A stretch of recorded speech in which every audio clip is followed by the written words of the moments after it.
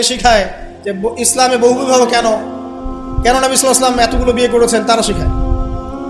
বাদ দেন, ওইদিকে আমি যাচ্ছি না।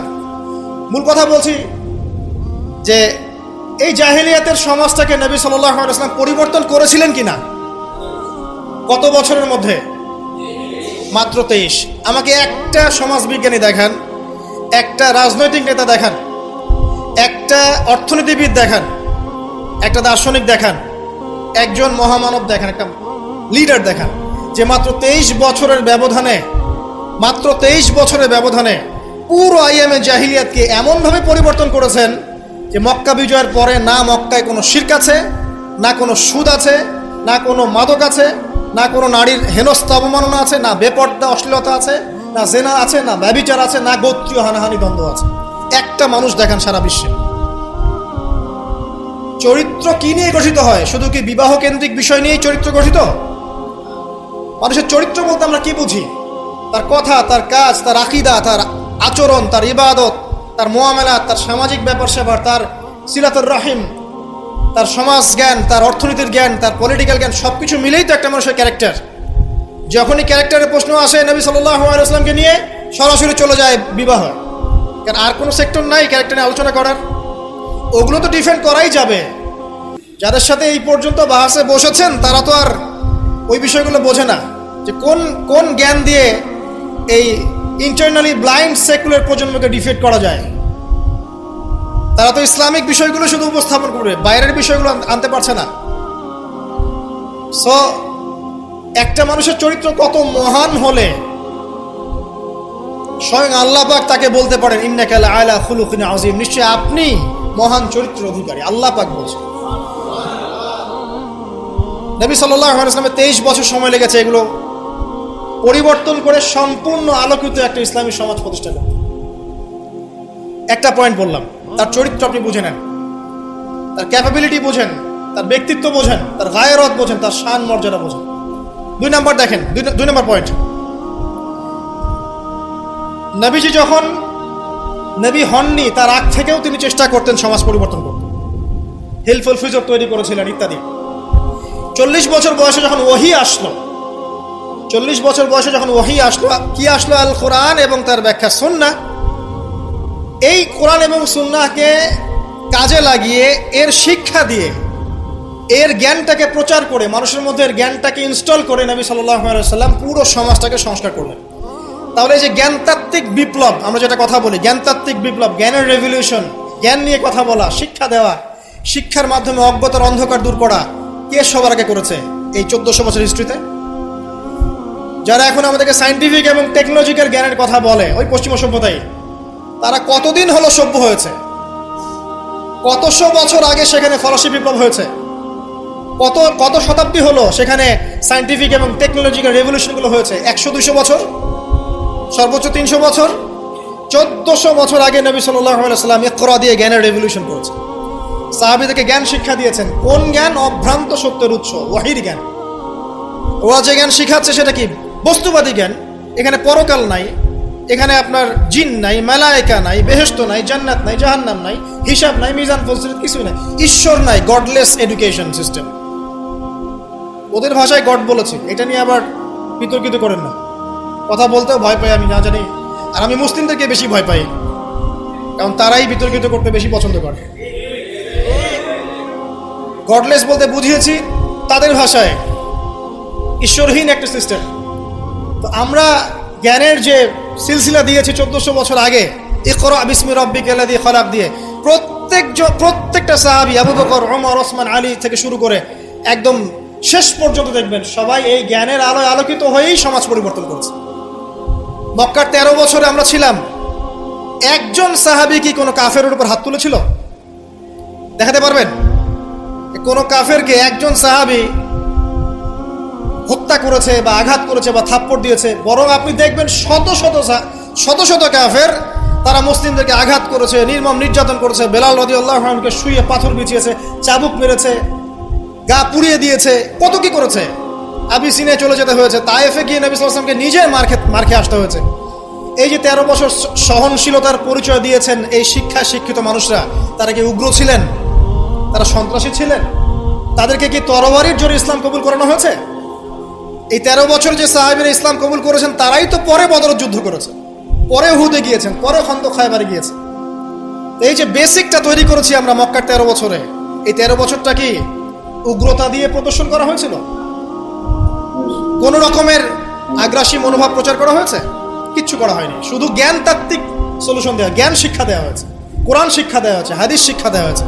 এই শিক্ষার মধ্য দিয়ে যখন ভিতরটা পরিবর্তন হয়েছে তখন মানুষ আল্লাহর কাছে আত্মসমর্পণ করেছে। এই ছিল আমাদের মক্কার 13 বছর। তাহলে যে জ্ঞানের কথা বলি আমরা, যে মানুষটার কাছে কোরআনের মতো কিতাব আসে, এক বাক্যে আপনি আমাকে বলেন কোরআনের একটা আয়াতকে কেউ মিথ্যা প্রমাণ করতে পারবে? কোরআন কারীমের মধ্যে যাররা পরিমাণ কি মিথ্যা আছে বা অমানবিক কোনো বিষয় আছে?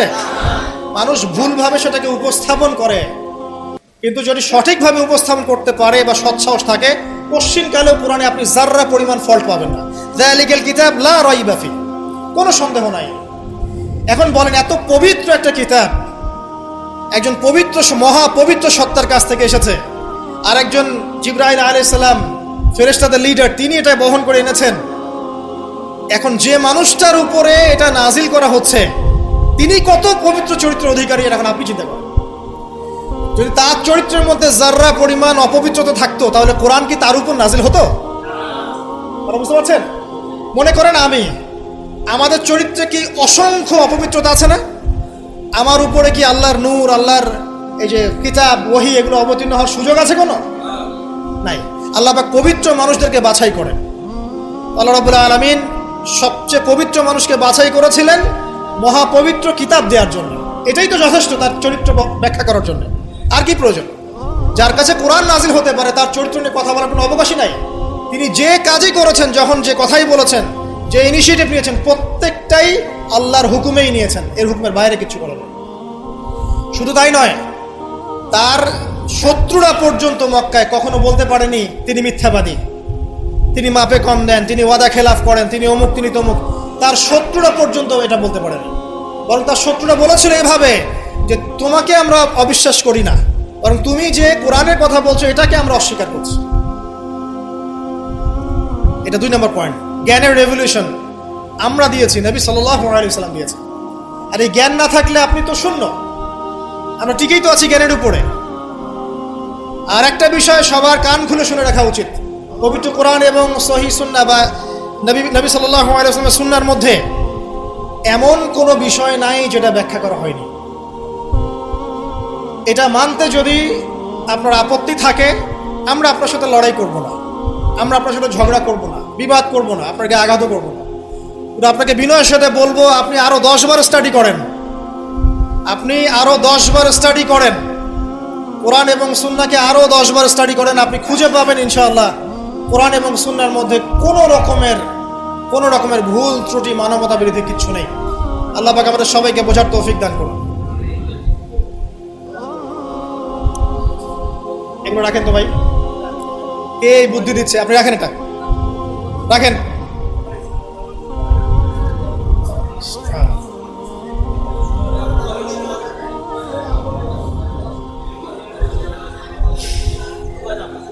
কয়টা পয়েন্ট বলেছি ভাই? শেষ করছি, সময় কম। তৃতীয় পয়েন্ট শোনেন, তৃতীয় পয়েন্টটা শোনেন। নবী করিম সাল্লাল্লাহু আলাইহি ওয়াসাল্লাম শুধু এমন মানুষ ছিলেন না যিনি শুধু কোরআন সুন্নাহর কথাগুলো নিজেই বলে ক্ষান্ত হয়েছেন, নিজের উপর আমল করেন নাই। এমন মানুষ তিনি ছিলেন না। প্রত্যেকটা আয়াত এবং হাদিস যখন এসেছে তার কাছে, তিনি নিজে আগে সেটার উপর আমল করে দেখিয়েছেন। দেখেন, একজন মানুষ দিন প্রচার করছেন, একজন মানুষ যিনি পরিবার চালানোর জন্য রুজি রোজগারের চেষ্টা করছেন, একজন মানুষ তিনি পিতার দায়িত্ব পালন করছেন, একজন মানুষ তিনি স্বামীর দায়িত্ব পালন করছেন। নবী সাল্লাল্লাহু আলাইহি ওয়াসাল্লামের স্ত্রীরা কি তার প্রতি অসন্তুষ্ট ছিল?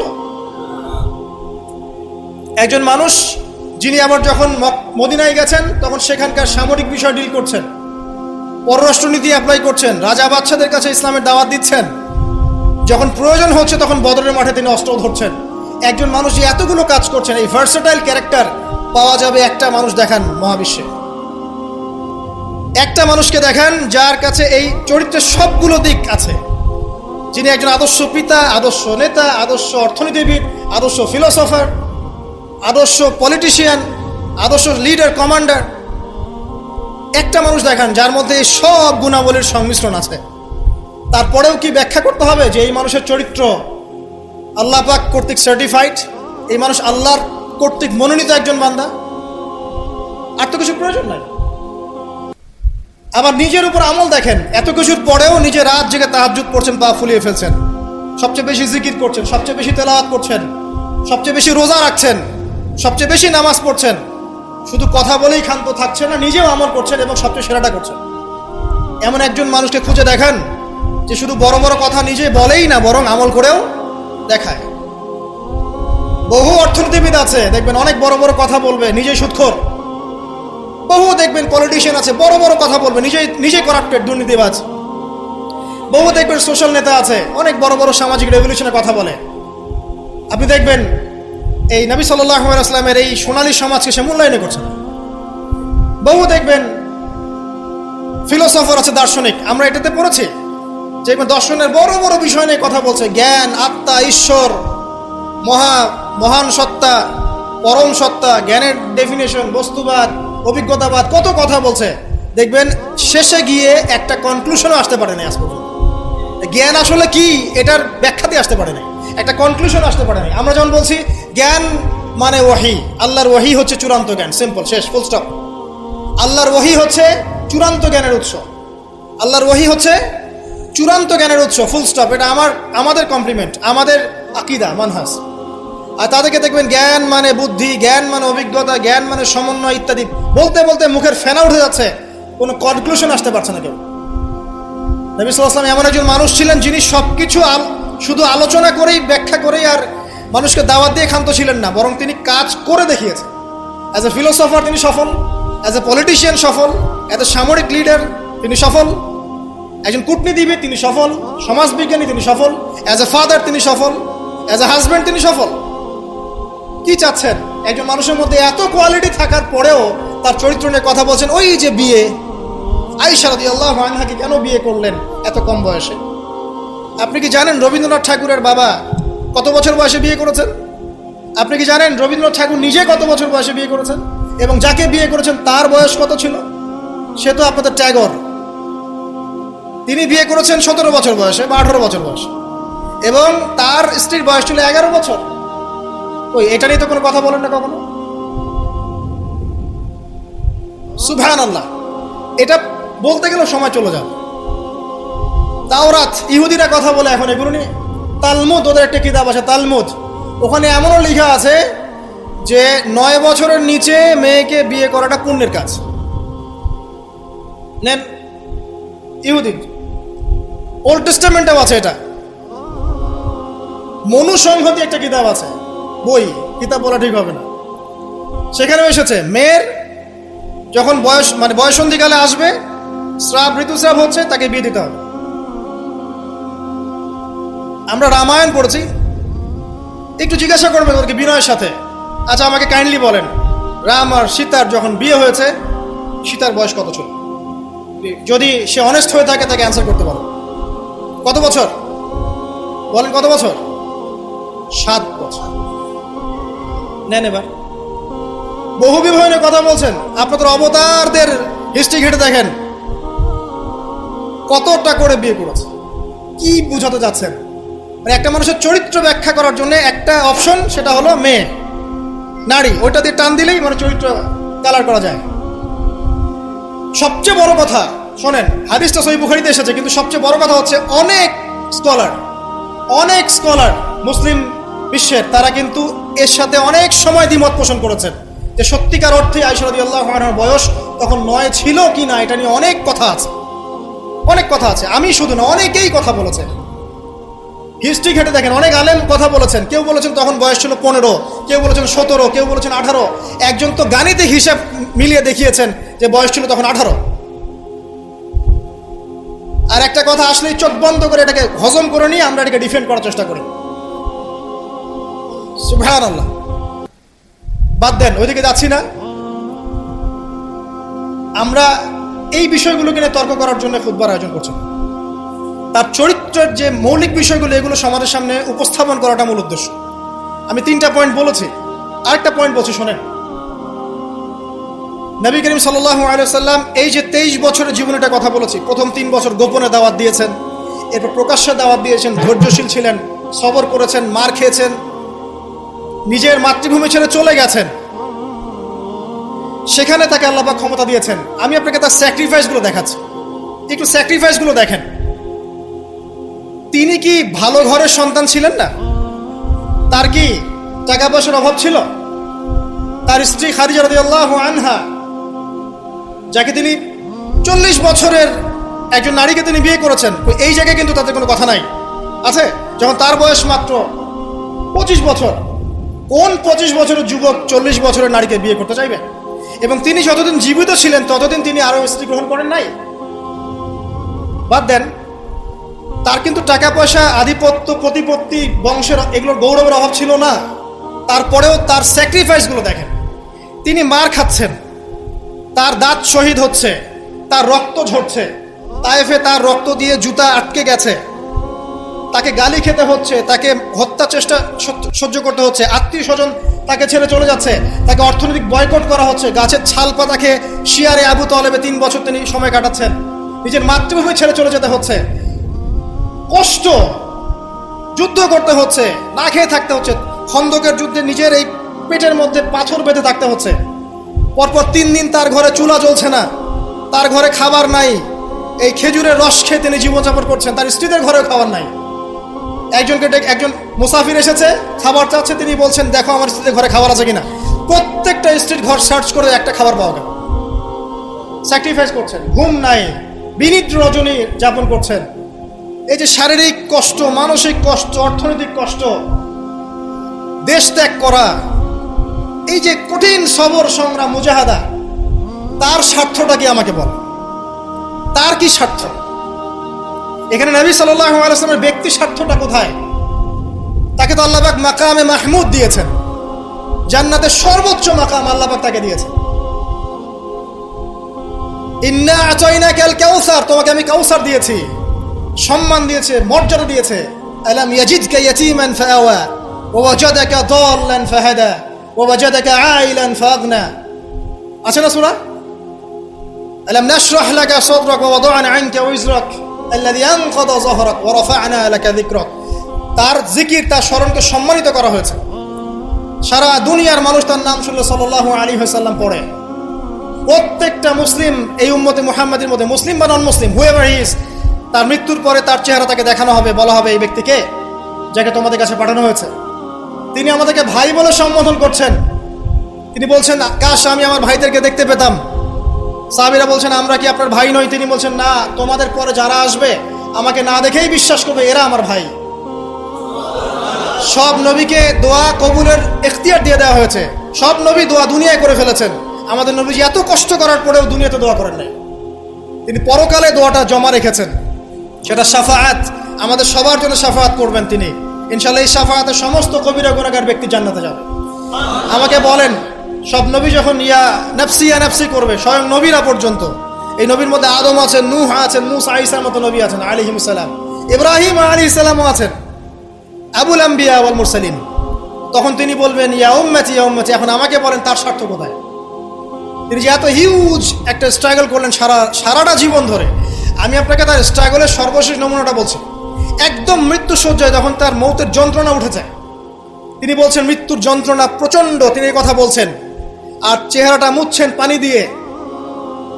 তখন ফাতিমা রাদিয়াল্লাহু আনহা এসে বলছেন আমার বাবার কষ্ট, আমার বাবার কষ্ট। আর ফাতিমা রাদিয়াল্লাহু আনহাকে তিনি কানে কানে একটা কথা বললেন। ফাতিমা রাদিয়াল্লাহু আনহা হাসতে শুরু করলেন। তখন আয়েশা রাদিয়াল্লাহু আনহা পরে জিজ্ঞাসা করেছিলেন যে কি বলেছে তোমাকে তোমার বাবা? তিনি বলেছিলেন যে আমাকে আমার বাবা বলেছে যে এই যন্ত্রণা তার ইন্তেকাল হবে। তখন আমি কাঁদতে শুরু করলাম। তারপরে আমাকে তিনি বললেন আমার পরিবারের মধ্যে তুমি সবার আগে আমার সাথে দেখা করবে জান্নাতে। তখন আমি হাসতে শুরু করলাম। এই জায়গায় একটা ঘটনা ছিল, সেটা হলো যখন তিনি প্রচন্ড কষ্ট করছেন মৃত্যুর যন্ত্রণায়, ফাতিমা রাদিয়াল্লাহু আনহা তিনি বলছেন আমার বাবার কষ্ট। নবী সাল্লাল্লাহু আলাইহি ওয়াসাল্লাম বলছেন শোনো ফাতিমা, লিসেন, এই স্টেটমেন্টটা খুব ভালো করে শোনেন এবং মন থেকে উপলব্ধি করার চেষ্টা করেন। তিনি বলছেন হে ফাতিমা, আজকের পর থেকে তোমার বাবার কোনো কষ্ট থাকবে না। আমার কথা বুঝতে পারছেন না? আজকের পর থেকে তোমার বাবার কোনো কষ্ট থাকবে না, মানে আজকে তিনি জান্নাতুল ফিরদাউসে চলে যাবেন। এই যে 23 বছর তিনি ছিলেন নবী হিসেবে, প্রতিটা দিন রাত তাকে দিনের জন্য কষ্ট করতে হচ্ছে। শারীরিক কষ্ট, মানসিক কষ্ট, খাদ্যের কষ্ট, বাসস্থান। আচ্ছা, আমরা তো অনেক কথা বলি অনেক নেতাদেরকে নিয়ে, অনেক দার্শনিক, বিজ্ঞানী, সমাজবিজ্ঞানী, ফিলোসফার, বুদ্ধিজীবী ইত্যাদি। আমাদের যা আছে আমরা একটু মিলাই। নবী সাল্লাল্লাহু আলাইহি ওয়াসাল্লামের কি ছিল? এই মহান নেতা যিনি সারা জীবন কষ্ট করলেন, শেষে ফাতিমা রাদিয়াল্লাহু আনহাকে বলছেন আজকের পর কোনো কষ্ট থাকবে না, আজকেই শেষ, সব কষ্ট আজকেই শেষ হয়ে যাবে। এই ব্যক্তির কি বাড়ি ছিল ডুপ্লেক্স? এই ব্যক্তির কতটুকু জমি ছিল? এই ব্যক্তি কতটুকু খাবার খেয়েছে প্রত্যেক দিন? এই ব্যক্তির কয়টা আলিশান জামা ছিল আমার মতো, আপনার মতো? এই ব্যক্তির কত ব্যাংক ব্যালেন্স ছিল? এই ব্যক্তির কি ছিল দুনিয়াতে? দুনিয়ার জীবন চলার জন্য তার ঘরে কি ছিল? আসলে আমাদের প্রত্যেকের ঘরে যা আছে, নবী সাল্লাল্লাহু আলাইহি ওয়াসাল্লামের চেয়ে বেশি সম্পত্তি আছে। এই হিউজ স্ট্রাগল তিনি করলেন কার জন্য, মানে কাদের জন্য? তিনি পেলেনটা কি? এক কথায় উত্তর হচ্ছে এই কষ্ট তিনি করেছেন উম্মতে মুহাম্মাদির জন্য। আফসোস, দুর্ভাগ্য যে আজকে উম্মতে মুহাম্মাদির মধ্যে এক শ্রেণীর মানুষ তার চরিত্র নিয়ে কথা বলে, দুঃসাহস করে, লজ্জায় তাদের মাথা হেড হয়ে যায় না। লজ্জা থাকতে হয় মানুষের মধ্যে। তো ধরেন কেউ একজন আপনার প্রতি ইহসান করেছে, অনেক উপকার করেছে আপনার, আপনি যদি তাকে নিয়ে ভালো মন্দ কথা বলা শুরু করেন, বুঝতে হবে আপনার নির্লজ্জ প্রকৃতির মানুষ, আপনি লজ্জাই নেই আপনার। আপনি একজন মানুষের কাছে ইহসান গুজার, সে আমার জন্য কত পরিশ্রম করেছে, আপনার তো তার পা ধুয়ে দেওয়া উচিত। সাহাবা একরাম রাদিয়াল্লাহু আনহুম এই কাজটাই করতেন, এবং তারা আল্লাহ এবং তার রাসূলকে আপন মনে করতেন। কোনোদিন তার কাছে গিয়ে কোনো হাত যে পেতেছে কখনো ফিরে আসে নাই খালি হাতে। কোনোদিন কেউ দান চেয়েছে তিনি ফিরিয়ে দেননি। একদিন নামাজে দাঁড়িয়েছেন, ইকামত হওয়ার পরে আবার বাসা চলে গিয়েছেন। সাহাবীরা অবাক, কি ব্যাপার? একটু পর ফিরে আসলেন, বললেন আমার কাছে কিছু দিনার ছিল, এগুলো সদাকা করে দিয়ে তারপরে নামাজে দাঁড়ানো। সবসময় সত্য বলেছেন, সত্যের উপর থেকেছেন, এতিমদের খোঁজ নিয়েছেন, বিধবাদের পাশে ছিলেন, উম্মাকে ঐক্যবদ্ধ করেছেন, মানুষের মাঝে ভেদাভেদ দূর করেছেন, এক ওয়ান উম্মাহ নেশন গঠন করেছেন, সুদ দূর করেছেন, মাদক দূর করেছেন, শিরক দূর করেছেন, আল্লাহ ভোলা মানুষকে আল্লাহকে চিনিয়েছেন, পরকালকে চিনিয়েছেন, মানুষকে জান্নাতের পথ দেখিয়েছেন। কি করেন নাই? আপনি আমাকে একটা সেক্টর দেখান যেটা মানুষ করার বাকি থাকে, যেটা তিনি করেন নাই, একটা সেক্টর দেখান। তারপরে মহান মানুষের সম্পর্কে আমরা বাজে ধারণা লালন করছি, আজে বাজে কথা বলছি। দেখুন, এখন মুসলিমদের হয়তো কিছু করার নাই, বদদোয়া তারা করবে, এবং এই বদদোয়ায় নিঃসন্দেহে ইফেক্টেড হবে তারা যারা নবী সাল্লাল্লাহু আলাইহি ওয়াসাল্লামের সাথে শত্রুতা করছে, কোনো সন্দেহ নাই। কিন্তু এমন একটা সময় আসবে, দেখবেন আজকে থেকে 100, 200, 500 বছর, কত বছর আমরা জানি না, যে এই পৃথিবীর বুকে নবী সাল্লাল্লাহু আলাইহি ওয়াসাল্লামকে নিয়ে একটা বাজে মন্তব্য করার মানুষ অবশিষ্ট থাকবে না ইনশাআল্লাহ। এটা আসবেই। কবে? ননসেন্স প্রশ্ন, আমি জানি না, কিন্তু আল্লাহ এবং তার রাসূল কোরআন হাদিসে বলেছেন আসবেই। ওটা না আসা পর্যন্ত কিয়ামত হবে না ইনশাআল্লাহ। আমি আর খুতবা লম্বা করছি না, আর অনেক কথা হয়তো বলতে পারতাম, আমাদের হাতে টাইম কম, শুধু এখানে একটা পয়েন্ট বলে শেষ করে দিব। প্রিয় ভাইয়েরা এবং বোনেরা যারা খুতবা শুনবেন, আমাদের নিজেদের কিছু কাজ আছে। আমি আমভাবে সমস্ত মুসলিমদেরকে অনুরোধ করব, ইনক্লুডিং মি, আমাকে অলসো। সর্বপ্রথম আমাদের কাজ হচ্ছে নবী সাল্লাল্লাহু আলাইহি ওয়াসাল্লামের সুন্নাহগুলোর উপর আমল করা। সবার আগে আমাদের কাজ হচ্ছে নবী সাল্লাল্লাহু আলাইহি ওয়াসাল্লামের পবিত্র জীবনী মুখস্থ করে ফেলা। এখন ওয়াদা করেন আল্লাহর কাছে যে আগামী 1 থেকে 2 মাসের মধ্যে আপনি যে যেখানে পড়াশোনা করছেন করেন, আমার কোনো আপত্তি নাই। নবী সাল্লাল্লাহু আলাইহি ওয়াসাল্লামের পবিত্র জীবনী অন্তত আর রাহিকুল মাখতুম বইটা মুখস্থ করে ফেলবেন। আপনি নিজে কতটুকু জানেন নবী সম্পর্কে, এটা বড় টেস্ট। আমাদের নিজেদেরকে আগে জানতে হবে নবী সম্পর্কে, আমরা জানি কতটুকু। আমি হয়তো অনেক একটু এগ্রেসিভলি কথাগুলো বললাম, কিন্তু এটা দুঃখের সাথে বলছি যে আমাদের যুব সমাজ নবী সাল্লাল্লাহু আলাইহি ওয়াসাল্লামকে চিনে না। তারা জানে না তার নাম কি, তার বংশ কি, তার শৈশব কেমন করে কেটেছে, তার স্ত্রী কতজন, তাদের নাম কি, তিনি মক্কায় কখন কি করেছেন, মদিনায় কি করেছেন, কখন হিজরত করেছেন, তার হাদিসগুলো কি কি, তার 100টা হাদিস তারা কখনো পড়ে দেখে নাই, 10টা হাদিস তারা আরবি সহ বলতে পারে না। তার উপর নাজিলকৃত আল কোরআন পড়ে দেখছে না, পড়া শিখছেও না। দেখেন, এরকম ধ্বজভঙ্গ উম্মাহ দিয়ে কখনো ইসলামের রেভলিউশন সম্ভব না। যত বড় বড় কথা বলেন না কেন, যতদিন যাবে জমিন আরো সংকীর্ণ হতে থাকবে। যতক্ষণ পর্যন্ত না আমরা আমাদের অবস্থা পরিবর্তন করব, ততক্ষণ পর্যন্ত আমাদের অবস্থার উন্নতি আল্লাহ পাক দিবেন না। ইন্নাল্লাহা লা ইউগাইয়িরু বিকাওমিন হাত্তা ইউগাইয়িরু মা বিআনফুসিহিম। আল্লাহ পাক কোনো কওমের অবস্থা ততক্ষণ পরিবর্তন করেন না যতক্ষণ তারা নিজেরা তাদের অবস্থা পরিবর্তনের চেষ্টা না করে। অতএব প্রথম কাজ আমাদেরকে আমাদের নবী সম্পর্কে জানতে হবে। আপনার প্রতিবাদের ভাষা হবে জ্ঞানের মধ্য দিয়ে।